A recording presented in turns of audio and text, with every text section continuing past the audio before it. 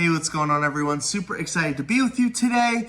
We are going to be taking a look at the story of Jacob and Esau, a moment in which Esau, the older brother, sells his birthright, his promise, his inheritance for a bowl of soup.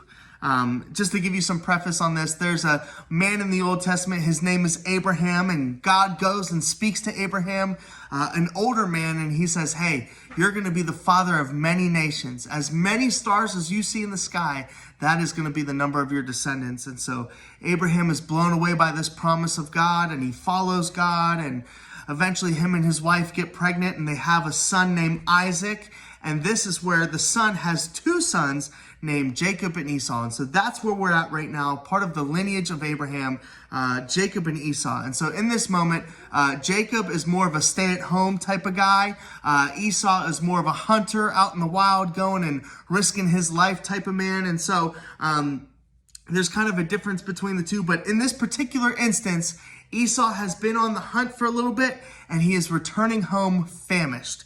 And so the story picks up. This is Genesis chapter 25, verses 29 through 34. And so let's just pick up here. It says, once when Jacob was cooking some stew, Esau came in from the open country famished. Okay, so he was hungry, tired, worn out. Okay, he said to Jacob, quick, let me have some of that red stew. I'm famished.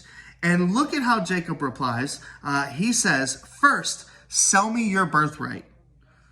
Man, this is typical like sibling rivalry type of stuff. Of course, Jacob says, sell me your birthright and I'll give you some of this soup. Okay, like, man, just give this dude some soup. Like, that's all he's tired. He just wants some soup. But they have this conversation, and Esau, for some reason, is so hungry. He's so tired that he makes this decision to give Jacob his birthright. And so look at what Esau says. He says, look, I am about to die. If you've ever been hangry, you've probably said those words before. Look, I am about to die. Esau said, what good? He literally says, what good is the birthright to me? But Jacob said, swear to me first. So he swore an oath to him, selling his birthright to Jacob. Then Jacob gave Esau some bread and some lentil stew, and he ate and drank and got up and left. It was the worst trade ever made in the history of mankind, a birthright for a bowl of stew, an inheritance for a little bit of red stew, lentil stew, okay? And so I wanted to highlight something here that was very important for us today. The particular verse 32, it says, look, I am about to die. And he continues to say, what good is the birthright to me? I wanted to encourage you and perhaps challenge you today to ask you, where are you looking? What are you seeing in your life?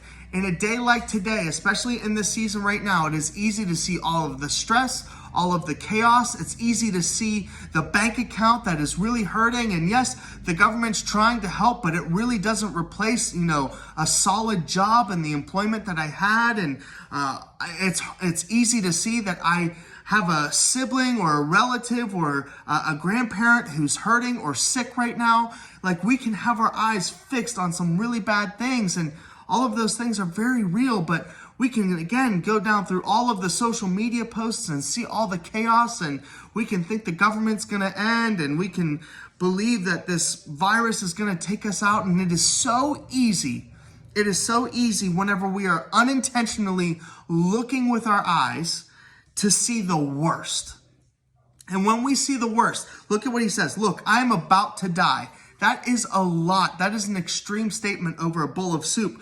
But when we see the worst, we forget what is good. We forget what is good when we see the worst.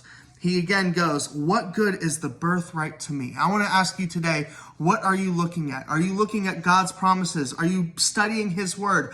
Are you looking at the beautiful things? The internet is also filled with amazing things that people are doing.